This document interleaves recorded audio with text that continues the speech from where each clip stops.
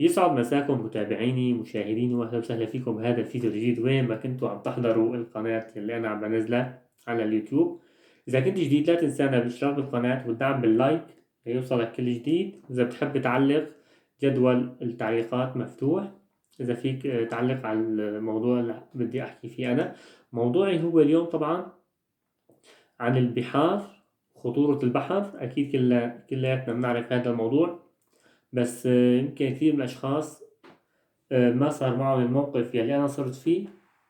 بدي أحكي مو فخرا بنفسي أو استسلام للشيء اللي صار معي، بس كل ما هنالك للأشخاص تتعظ ويكون عندها رهبة شوي من البحر أو تكتيك ويعرفوا إما تسبحوا. طبعا أنا البحر اللي سبحت فيه وجربته هو بالبحر الأطلسي، تمام. بالمحيط، فكتير كتير قوي وخطر كان، لأن كان المد والجزر كامل. أنا بعرف هذا الموضوع، كان في جزر ومد كامل. بس كان في موج كتير قوي وعالي. يعني أنا الخطر اللي صار معي كان من قوة الموج القوية، والبحر كان غميق كتير، مسافة غميقة كانت، وبالإضافة كان المد والجزر كتير كبير. هلا اللي ما عنده فكرة عن خطورة المد والجزر، أنا منزل كتير مواضيع.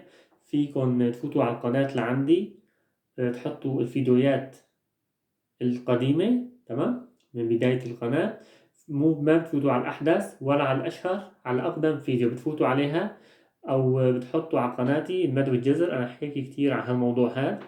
فتجربتي كانت تجربة صعبة، وكانت أودت بحياتي طبعا بسبب المد والجزر وارتفاع الموج الهائل كان.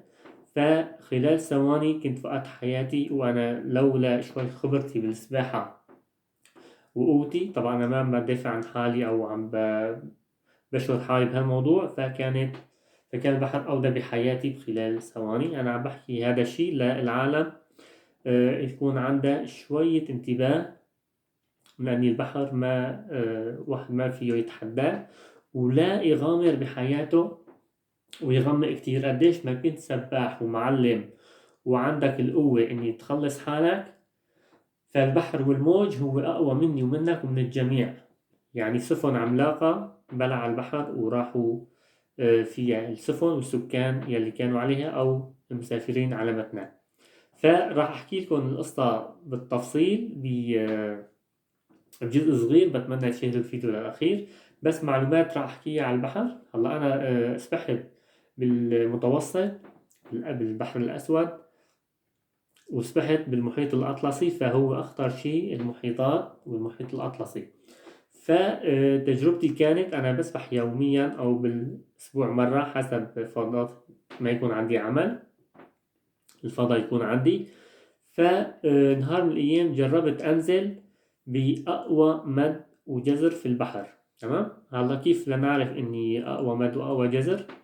بيكون القمر كامل مكتمل. فدليل هذا إن الشمس والقمر راح يعملوا جاذبية وتتمدد الكرة الأرضية، فراح يكون أقوى جزر، وراح ترجع لمكانها فراح يكون أقوى مد. فهي ناحية علمية، مثل ما أنا منزل كثير فيديوهات، فيكم ترجعوا على الفيديوهات القديمة عندي بالقناة.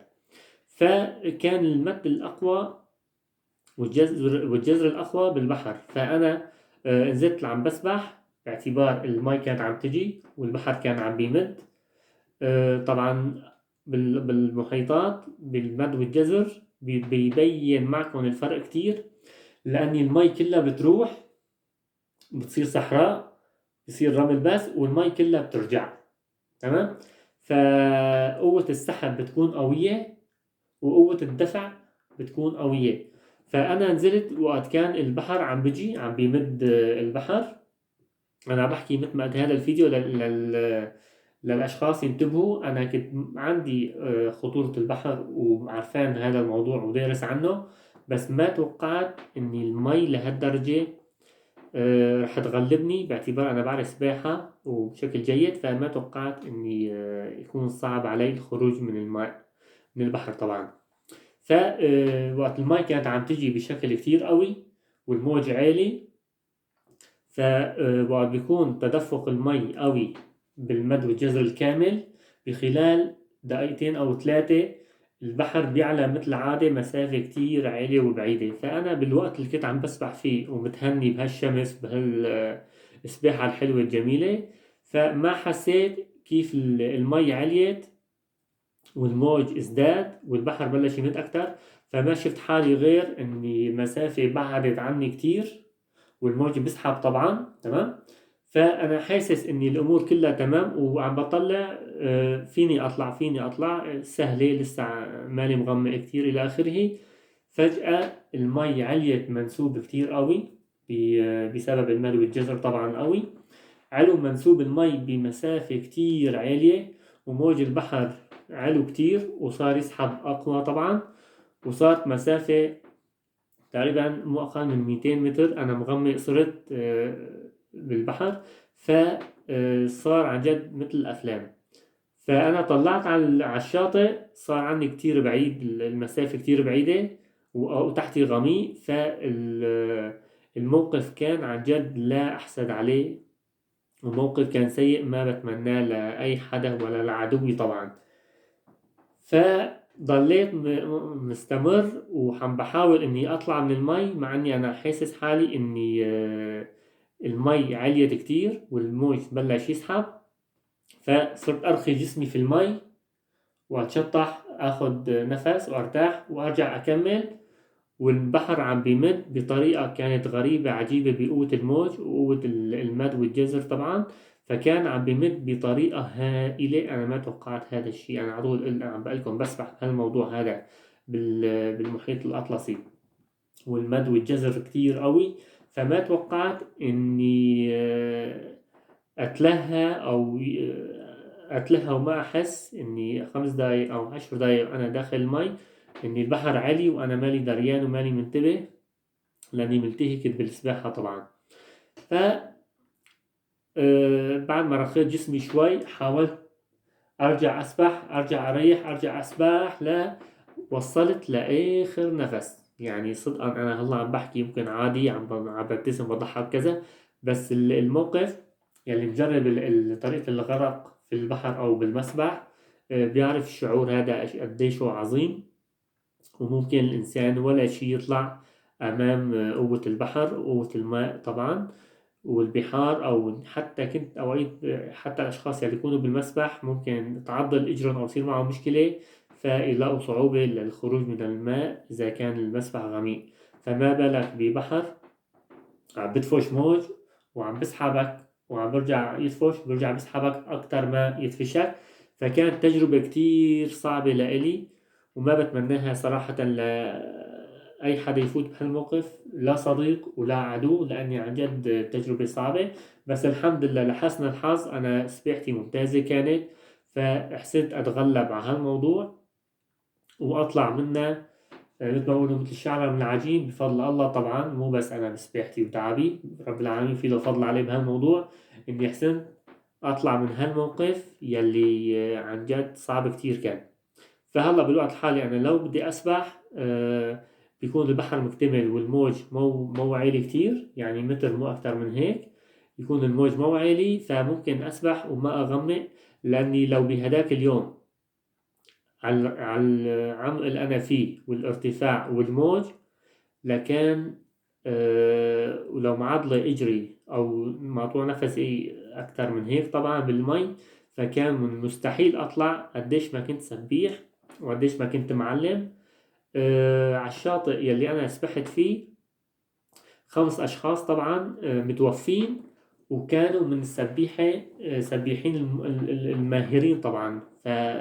يا بيكون عضلت إجرهم أو كتفهم وجعهم، صار معهم شي خلل فأدى لغرقهم طبعا وأدى لوفاتهم. فأنا في فضل رب العالمين طبعا أحسنت أخوض هاي التجربة القوية وأطلع من المي. هلا ممكن بعض الأشخاص عم بقول بينه وبين حاله إني ليش غمقت ما زال ملك قد البحر، أو ليش نزلت بالمد الأقوى للبحر. فأنا قلت لكم أنا نزلت أنا نزلت تقريبا بعمق 2.5 3 أمتار. بس فجأة عاد ما قوة البحر يلي ما بيعرف عن هالموضوع، البحر وقت بروح المد والجزر فالبحر الأطلسي فيكم تفوتوا على قناتي تشوفوا كيف بصير رمل صحراء، وكيف وقت بترجع المي بتعبى البحر كامل، كأن الحياة رجعت لطبيعتها. فأنا بالوقت ما كنت فيه بالمي كانت المي عم تجي والبحر عم بيمد عم بيمد، فإذا أنا كنت هون والبحر عم بيمد، فالبحر صار هونيك وأنا صرت هون، فالمسافة كتير صارت بعيدة لا شعوريا. طبعا الإنسان وقت بيسبح ويكون مبسوط وعم بتسلى فما بحس إيش عم بصير حواليه، سبحان الله طبعا. ففجأة لقيت حالي بعيد مسافة الله أعلم قديش كانت، فبفضل رب العالمين وقوة إرادتي وإني لازم أطلع لأني ما في استسلام للموت، فأحسنت أطلع من المي. وعلى آخر نفس صدقا، هلا أنا يمكن الأشخاص بيقولوا عم ببالغ، صدقا طلعت لآخر نفس، يعني طلعت وتشطحت في الأرض. بس قوة إرادتي وإني مشان ما أبين قدام العالم إني أنا كنت ضعيف، فما خليت حدا يحس علي، وعم سويت حالي إني أنا على أساس تعبان من السباحة مو أكتر من هيك. بس كانت لحظة كتير صعبة بفضل الله طبعا وبخبرتي بالسباحة لحسنت أطلع من هذا الموضوع بشكل سليم الحمد لله. فالغاية إني أنا نزلت هذا الفيديو للأشخاص يلي بالمدن تبعاتهم عندهم بحر، ممكن يكون ما فيه كتير مد وجزر مثل بالمحيط عندي بالأطلسي، يحاولوا إذا في موج عالي. البحر غدار وماله أمان، البحر غدار وماله أمان. ما تغمقوا كتير، قديش ما كنتوا معلمين بالسباحة ما تغمقوا. هلا بنشوف بعض الأشخاص اليوم عم بيسبح بين مدينة ومدينة مثلا آلافات الكيلومتر، بيسبحوا مثلا 24 ساعة أو 30 ساعة إلى آخره. هدول طبعا مهن لحالهم، مو لحاله عم بسبح، في معه كادر طبي، في سفينة عم تمشي حواليه، في كاميرات، في حماية عم تحميه طبعا من خطورة البحر أو أسماك القرش أو الأسماك القوية طبعا والشرسة. فيكون حاطين له قفص حواليه، هو عم بسبح القفص عم بيمشي معه، أو إذا ما في خطورة من المخلوقات البحرية فبيكون في كادر طبي بيكون منقذين فيه معه في حال عضلت إجره، صار مشكلة عنده بالقلب، أو ضاق نفسه مثلا من التعب، وما أحسن يسيطر على حاله، فهن بيشيلوه وبيرتاح مثلا بياخد نفس وبيكمل بعدين السباحة طبعا أو المنافسة إذا في حدا شخص تاني معه.